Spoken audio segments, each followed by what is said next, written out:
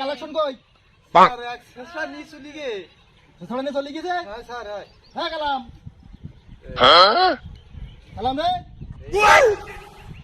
এই 1 টাকার কয়েল কেন নিজে লিগে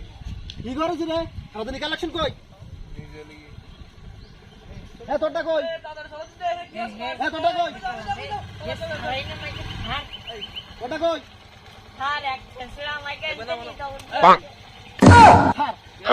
স্যার আমি কি টাকা দিতে এলাম